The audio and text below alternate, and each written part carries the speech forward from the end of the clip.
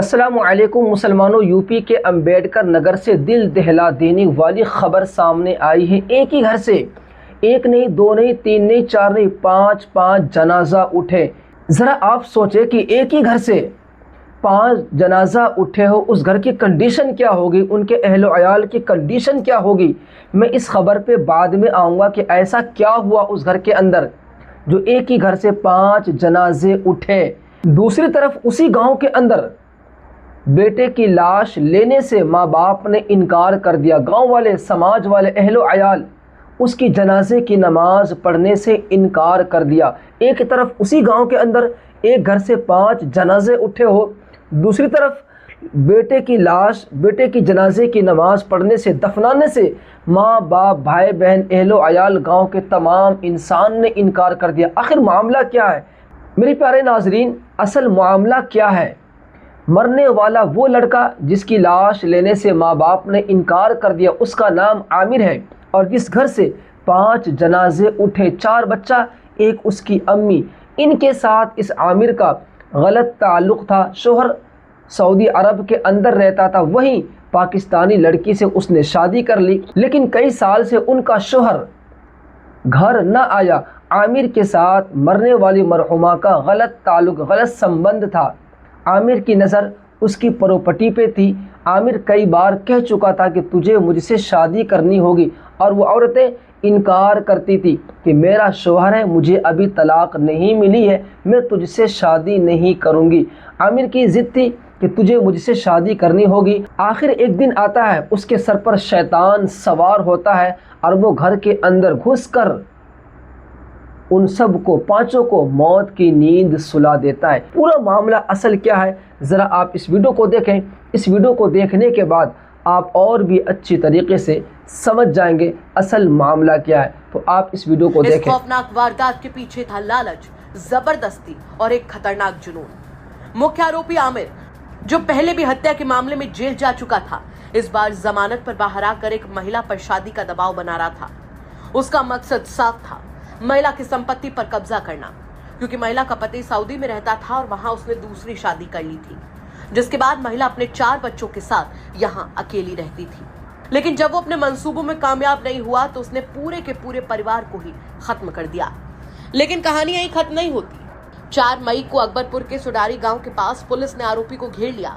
बताया जा रहा है कि सरेंडर करने के बजाय उसने पुलिस पर फायरिंग शुरू कर दी और जवाबी कार्रवाई में वो मारा गया। इसके बाद जो हुआ वो आपकी सोच से भी परे है। बताया जा रहा है कि पोस्टमार्टम के बाद जब पुलिस ने आमिर के परिवार से संपर्क किया तो उन्होंने शव लेने से साफ इनकार कर दिया। परिवार का कहना था कि जिसने मासूम बच्चों और एक मां की हत्या की हो, उससे उनका कोई रिश्ता नहीं है। यहाँ तक कि उन्होंने उसके अंतिम संस्कार की जिम्मेदारी उठाने से भी मना कर दिया। सिर्फ परिवार ही नहीं बल्कि समाज ने भी उसे ठुकरा दिया। इलाके के पेश इमाम ताज मोहम्मद ने भी बड़ा फैसला लिया। उन्होंने साफ कहा कि ऐसे निर्दयी हत्यारे के लिए न फातिहा पढ़ा जाएगा, न जनाजे की नमाज अदा की जाएगी।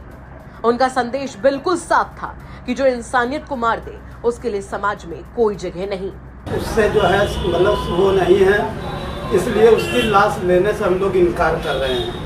और फिर हमारा आलिम ये नहीं कहता कि ऐसे अपराधी की हम नमाज पढ़ाएं। तो फिर उसको मिट्टी नसीब कैसे होगी?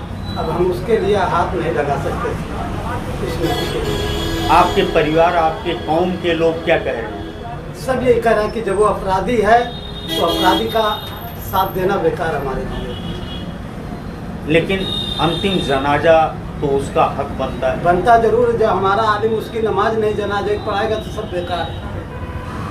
किन किन लोगों ने इनकार कर दिया? जो भी इमाम है वो सब इनकार कर रहे हैं उसकी नमाज के लिए। कंधा देने के लिए 4 आदमी नहीं मिल रहे? कोई नहीं तैयार हो रहा है ऐसे इंसान की। आप समाज को क्या कहना चाहेंगे? अब क्या कहेंगे, समाज देख ही रहा कि गलत है कि नहीं है वो। आखिरकार पुलिस को ही देर रात अपनी देखरेख में आरोपी का अंतिम संस्कार करवाना पड़ा। ये घटना सिर्फ एक अपराध की कहानी नहीं है, ये उस सच्चाई को दिखाती है कि जब एक साथ में 4 जनाजा हमारा रहा है, एक अभी वहीं अटकी है। 4 बच्चे जाने दिल निकले ना, हमारे सबके दिल से पूछा का गुजरत बा। एक बेटी बेटा तो ये दुनिया मर जात बा, हमार बच्चा आदमी हो के छीन ली। भगवान छीनत है, बर्दाश्त सबर है। लेकिन आदमी के लिहाना बर्दाश्त होता बा। जब तक जिया तब तक दिमाग से उतर ना सकते कभी। हाँ, कौन चीज से मारे रहे इनके पास हो पार होकर भेजा साथ ले दिखा रहा है। कौन से इतना हमारे बच्चे दुश्मन रही नहीं बता दीजिए।